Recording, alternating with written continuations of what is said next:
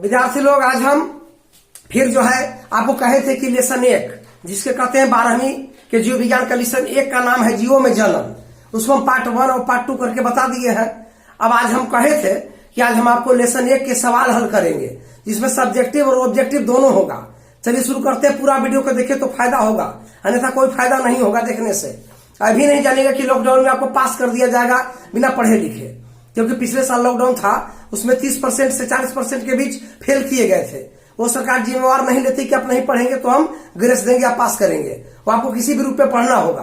अब आप समझिए, पूरा वीडियो देखिएगा या नहीं। चलिए शुरू करते हैं। पहला नंबर में है लेसन 12 का सिलेक्ट क्वेश्चन, जो पढ़ाने के बाद में अंतिम में हल किए जाते हैं। एक साइड है ऑब्जेक्टिव। शुरू करते हैं कि जीवों में काई की जनन क्या है। हम बता चुके हैं कि जीवों में वनस्पति भी तो जीवों में आती है, सजीव में ही। तो वनस्पतियों में यदि अलैंगिक जनन हो, जैसे मुकुलन से, लेयरिंग है, कलम लगाना है, पत्तियों द्वारा, जड़ द्वारा, तना द्वारा, तो अगर वनस्पतियों में अलैंगिक जनन हो तो उसे हम कहते हैं कायिक जनन। यही तो लिख देना है। जंतु में से अनिषेक हम पढ़ा दिए, जैसे मधुमक्खी में, कुछ छिपकली, कुछ पक्षी में तो मादा अंडाणु ही बिना नर युग्मक के ही नए जीव का निर्माण कर लेते हैं, वो अनिषेक जनन है। लेकिन यहाँ पूछता है कायिक जनन। तो वनस्पतियों में लैंगिक हो यदि तो उसे हम कहते हैं कायिक। जैसे उदाहरण में दे देना है, जैसा कि हम अभी बोले उदाहरण में, मुकुलन वगैरह। नंबर 2 में आइए, उच्च वर्गीय जीवों में लैंगिक जनन का महत्व क्या है तथा इस उत्पन्न संतति को जीवित रहने का संयोग अधिक है क्यों। इंपॉर्टेंट सवाल है। जैसे बात यह है कि जो उच्च वर्गीय मतलब होता है बहुत बड़े बड़े जंतु, जो एक लिंगी है, नर मादा अलग अलग है। नर क्षेत्र में अलग शुक्राणु बनेगा और मादा क्षेत्र में अंडाणु बनेगा, एक लिंगियों में। अब जब शुक्राणु अंडाणु बनते हैं तो उनका निर्माण अर्धसूत्री विभाजन से होता है। सुनते जाइए, अर्धसूत्री विभाजन से। इसीलिए गुणसूत्र चाहे नर युग्मक हो या मादा युग्मक हो, अर्धगुणित हेप्लॉइड होता है। अब इनके संलयन निषेचन से जाइगोट बनते हैं, जो डिप्लॉइड हो जाता है, द्विगुणित। यहां तक तो आप भी जानते ही हैं। अब इसके बाद क्या होता है कि जाइगोट के बाद इनके गुणसूत्र 2 तरह के गुणसूत्र के मिलने से बना है, मेल और फीमेल गैमेट। तो तीसरे तरह के गुणसूत्र की उत्पत्ति हो जाती है। अब उस तीसरे तरह के गुणसूत्र में आज के परिवेश, मौसम, जलवायु, खान पान के लायक संतति का निर्माण होता है। इसलिए वैसे संतति जन्म लेंगे तो आजकल के परिवेश, खान पान, रहन सहन, मौसम, जलवायु के लायक ही जन्म लेगा और जीने की संभावना अधिक होती है। इसलिए कहा जाता है कि उच्च वर्गीय पौधों में लैंगिक जनन का महत्व है। इनका जनरेशन स्वस्थ रहता है और उस उत्पन्न संतति को जीने का संयोग भी अधिक है, क्योंकि मौसम जलवायु के लायक ही है। परंतु इससे कुछ वैज्ञानिक, इतना सवाल आप लिखेंगे लेकिन हम इसको डिफाइन थोड़ा सा कर रहे हैं कि बैक्टीरिया है, वायरस है, प्रोटोजोआ है, एक खंडन विधि से बनाते हैं। उनका बाहरी आंतरिक आकृति एक समान होता है, जिसे एक पुंज या क्लोन कहते हैं, बताइए दिए है। तो इनमें जीने की संभावना क्या कम होती है? नहीं होती है। इसलिए ये सवाल को कुछ वैज्ञानिक खंडित किए हैं, परंतु वास्तव में यह बात है भी कुछ हद तक सही भी है। अब कुछ खंडित के अपवाद भी आ जाते हैं। उसी प्रकार से हम आगे चलते। इसीलिए उच्च वर्गीय पौधों में लैंगिक जनन का महत्व है और जीने की संभावना इनकी संततियों में अधिक होती है। तो नंबर 3 में आते हैं। अगर ऐसा सवाल पूछेगा, निषेचन की घटनाओं का नाम दे, पढ़ा दिए है। स्पष्ट बोल देना है कि निषेचन की घटना को 3 भाग में बांटा गया। निषेचन से पूर्व गैमेटोजेनेसिस माने युग्मक जनन, शुक्राणु जनन या अंड जनन, दोनों शामिल है। फिर आपको अर्धसूत्री कोशिका विभाजन द्वारा जनन कोशिकाओं की विभाजन करने से, जनन कोशिकाओं के अर्धसूत्री विभाजन करने से शुक्राणु अंडाणु का निर्माण, शुक्राणु अंडाणु का निर्माण ही युग्मक जनन है। ये सब निषेचन से पहले हुए। निषेचन के समय संलयन और उनके गुणसूत्र का और शुक्राणु अंडाणु के गुणसूत्र का, उनके जीव द्रव्य का एक हो जाना, ये सब हो जाता है संलयन निषेचन के समय। और निषेचन के बाद की घटना में अगर जाइगोट का निर्माण, गेस्टुला, मोरला, ब्लास्टोसिस्ट, भ्रूण, जनन की परतें, सब पढ़ावल है। जनन की परतों का निर्माण, इसके आगे चल करके फिर अगली पीढ़ियों का निर्माण, फिर उसके गर्भ में पल रहे बच्चे, चाहे जिस जीव का हो, उनका पूरा परिपक्व भ्रूण तक का होना, सब तो निषेचन के बाद ही हुआ। तो निषेचन से पूर्व, निषेचन के समय और निषेचन के बाद 3 क्षेत्र में घटनाओं को बांटा गया है। चलिए आपको 2-3 अंक में आकर लिख सकते हैं। चलिए आते हैं चौथा में, युग्मनज से भ्रूण विकास तक के प्रक्रम को समझाएं। युग्मनज, जाइगोट, नर मादा युग्मकों के संलयन के बाद, यानी जो निषेचन क्रिया हुई, इसके बाद जाइगोट बनता है। यानी कह सकते हैं कि निषेचन के बाद की बनी आकृति को हम युग्मनज या जाइगोट के नाम से जानते हैं। यहां पर गुणसूत्र हो जाता है द्विगुणित, गुणसूत्र हो जाता है द्विगुणित। अब द्विगुणित गुणसूत्र तो हो जाता है और युग्मनज से बनते हैं। गेस्टुला मोरला में बताया था 16 से 32 केंद्रकीय सेल विभाजन करके बनते हैं। फिर अंगनित हो जाएगा तो ब्लास्टोसिस्ट, फिर इसके बाद बनता है भ्रूण, फिर इसके बाद बनता है जनन की 3 परतें। और तीनों परत से चाहे कोई भी जीव का बच्चा हो, गर्भ में पल रहा हो, उनके हर तीनों परतों से सभी अंगों का निर्माण और विकास होता है। इस तरह से उसके जनरेशन का यूट्रस में विकास होना, आगे की ओर वृद्धि करना, परिपक्व भ्रूण तक आना, पूरा जीव का निर्माण हो जाना, यह आपको भ्रूण विकास के नाम से जाना जाता है। तो युग्मनज से परिवर्धन होते होते भ्रूण के विकास तक हुआ और जब समय पूरा हो जाता है गर्भकाल तो यह भ्रूण परिपक्व हो जाता है, तो यहां तक का होना भ्रूण विकास कहलाया। यही है जाइगोट से लेकर भ्रूण विकास तक के प्रक्रम। इस तरह की बातों को आप संक्षेप में लिख सकते हैं। अब यहां पर आ गया जूओस्पोर तथा जाइगोट। जूओस्पोर तथा जाइगोट में अंतर। कुछ कवक और शैवाल में चल बीजाणु और अचल बीजाणु बनते हैं।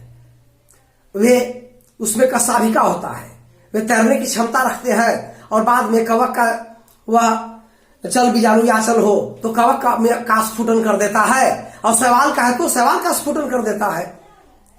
इस बीजाणु को हम स्पोर्स कहते हैं। इसी प्रकार से चल और अचल बीजाणुओं द्वारा कवक और शैवालों में अपनी अपनी प्रजाति के अनुसार नए नए कवक, नए नए शैवालों का जन्म देना, ये आपको कहलाएगा जूओस्पोर द्वारा जन्म कहलाएगा। यही है जूओस्पोर, चल बीजाणु अचल बीजाणु, 2 भेद इसके होते हैं। अब इसके बाद कुछ में चल अचल दोनों चलायमान होते हैं, कुछ में चल ही चलायमान होता है, अचल चलायमान नहीं होता है। तो इसी प्रकार से ऐसे से इनके स्फुटन से जो अपनी प्रजाति बन जाती है चल और अचल बीजाणु से, उसे जूओस्पोर द्वारा जन्म कहते हैं। एक वो जाइगोट है, ये तो स्पष्ट है। हिंदी में युग्मनज नर मादा युग्मक के निषेचन के बाद बनी संरचना को जाइगोट कहते हैं। नर और मादा युग्मकों के संलयन निषेचन के बाद बनी आकृति को या बनी पहली संरचना को हम लोग कहते हैं जाइगोट, या हिंदी में कहते हैं युग्मनज। लिखा गया ये तो क्वेश्चन का हल कर रहे हैं, ज्यादा डिटेल करने की आवश्यकता नहीं, जितना आपको बोलता है उतना उत्तर देना है, वहां आलतू फालतू नहीं। अब यह देखिए समथैलेसी तथा विषम थैलेसी, समथैलेसी तथा विषम थैलेसी। इसका अर्थ होता है कि कुछ कवक जैसे राइजोपस उदाहरण लेते हैं, राइजोपस ये कवक है, उनमें क्या होता है कि उनकी कुछ प्रजातियों में कवक तंतु, कुछ प्रजातियों में कवक तंतु 2 तरीके का बनता है। पहला तरीके का है कि उनके भिन्न भिन्न प्रजातियों के कवक तंतु की बाहरी आकृति एक समान होती है और आंतरिक शरीर क्रिया एक समान होती है। बाहरी आकृति और शरीर क्रिया दोनों एक समान हो तो उसे हम कहते हैं समथैलेसी, समथैलेसी।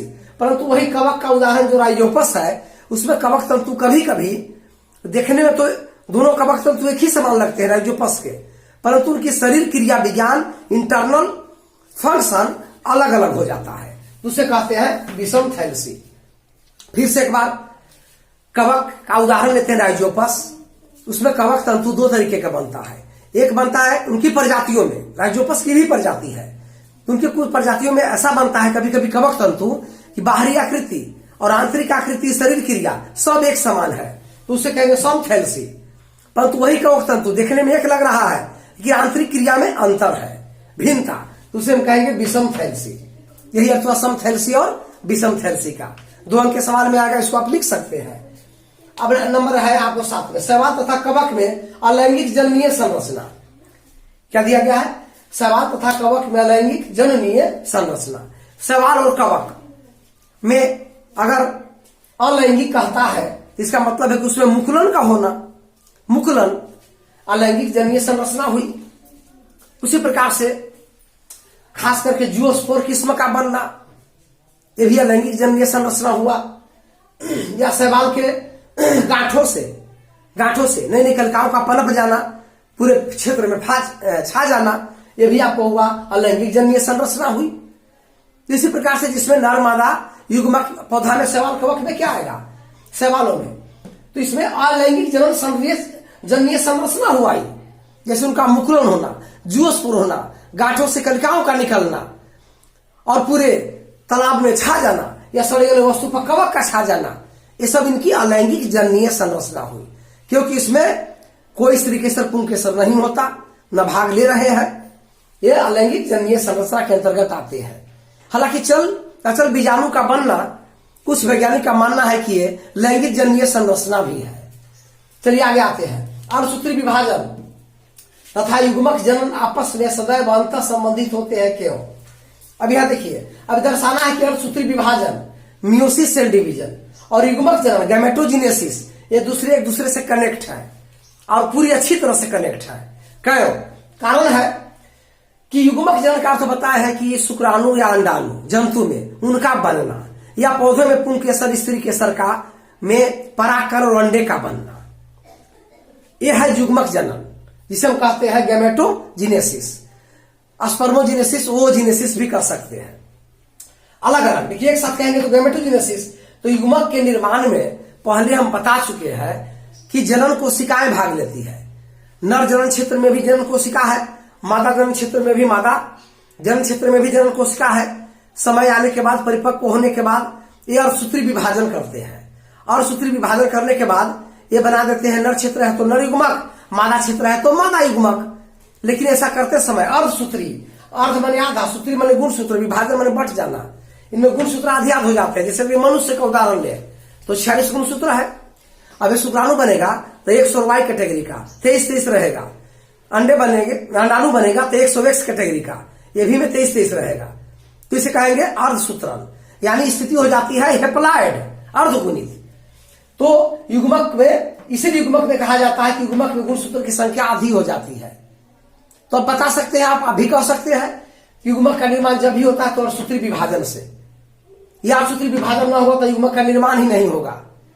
युग्मक का निर्माण होगा तो किस विभाजन से? अर्धसूत्री से। इसलिए कोई चीज का युग्मक अर्धगुणित होता है, उनकी जीव के कुल गुणसूत्र का आधा होता है उनके युग्मक में।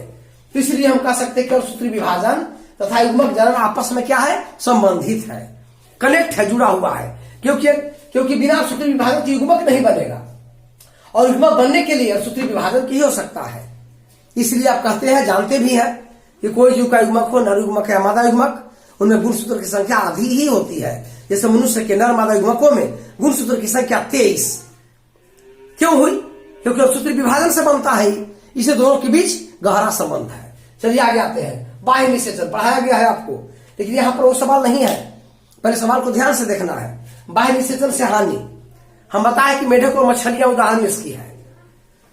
कोई भी मेढक हो या मछली हो, उनकी मादा जाकर के पानी के अंदर चट्टान या कोई जलीय पौधे हाइड्रोफाइट्स के पास जाकर के अंडे निकाल देते हैं। ये अंडे जाकर के म्यूसिन लगे होने के कारण चट्टान या जलीय पौधे के पास सट जाते हैं। अब सट जाने के बाद क्या होता है कि वहां पर आएगा नर मछलियां, या मेढक है तो नर मेढक, और जाकर के वहां स्पर्म छोड़ेगा। स्पर्म भी तैरते हुए जाकर, चल युग्मक है, और अंडाणु के साथ संलयन हो जाते हैं, जो निषेचन क्रिया करके जायगोट का निर्माण मादा शरीर से बाहर ही कर दिए। चट्टान पर चिपके हुए अंडे या फिर उनके वनस्पतियों से चिपके हुए अंडे के साथ उनका शुक्राणु जाकर के संलयन निषेचन करता है, जो मादा शरीर से बाहर हो रहा है। इसलिए हम कहते हैं बाह्य निषेचन, एक्सटर्नल फर्टिलाइजेशन। हानि यही है कि जब मादा शरीर से बाहर जायगोट का निर्माण हो गया, शुक्राणु अंडाणु आपस में निषेचन किए मेढक मछलियों में, तो उनको देख रेख करने वाला कोई नहीं है। तेज धारा में बह भी जाते हैं, कुछ कीड़े मकोड़े, बड़ी छोटी मछलियां उन्हें खा भी जाती है। पानी सूख गया तो पानी के भाव में, अगर मान लिया कि जलाशय का पानी काट दिया गया, निकल गया कोई कारण से, तो वे क्या होते हैं कि सूख भी सकते हैं। उसी प्रकार से इनको हानि होने की कई स्थितियां बनी रहती है, या इनका उतना मातृक संरक्षण या पैतृक संरक्षण नहीं दिखाई देता इनमें, क्योंकि माता पिता से अलग ही डेवलप कर रहे हैं।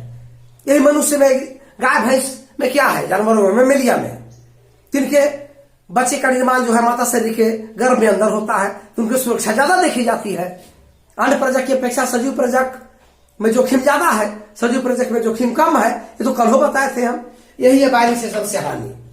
निषेचन तो हुआ जरूर मादा शरीर से बाहर, परंतु तेज बाढ़ में, तेज धूप में ये बह सकते हैं, सूख सकते हैं, मछलियां कीड़े इन्हें खा सकते हैं, इसलिए इनके नष्ट होने की संभावना अधिक बनी रहती है। चलिए अब आगे आते हैं, कुछ ऑब्जेक्टिव टाइप के सवालों को हल कर लेते हैं। एंथ्रीडियम एंड ओगोनियम, ये कवक में देखा गया है कि कवक जब पुराना डंठल वाला हो जाता है तो इस तरह की आकृति बनाएगा, इसमें आपको इस प्रकार के ये आकृति बनती है, थ्रीडियम हुआ। अभी आपका हो गया आपको ओगोनियम। ये आपस में ये प्लस स्ट्रेन बनाएंगे, अभी माइनस स्ट्रेन बनाएंगे, इसलिए इसे स्ट्रेन द्वारा जनन कहते हैं। इनमें आपको मेल गैमेट बनेगा, इसमें फीमेल गैमेट बनेगा। इसके बाद दोनों निषेचन करके और अगले पीढ़ी का निर्माण कर लेते हैं। इसे कहते हैं एक पहला जो हुआ इसको हम एंथ्रीडियम ए से सूचित कर देंगे और इसको ओगोनियम डबल ओ से सूचित कर देंगे। इस तरीके से यह है एंथ्रीडियम और ओगोनियम, जो एक प्रकार का जन्य संरचना है, कवकों में देखा गया है। अब आगे आते हैं कुछ शैवालों की प्रजातियां। अब आता है कभी कभी कुछ शैवाल की प्रजातियों के नाम लिखे, तो नाम में आप लिख सकते हैं Chlamydomonas, spirogyra, Ulothrix. Chlamydomonas, spirogyra, Ulothrix शैवाल की प्रजातियां हैं। ऐसे लाल शैवाल, भूरा शैवाल, हरा शैवाल होते हैं।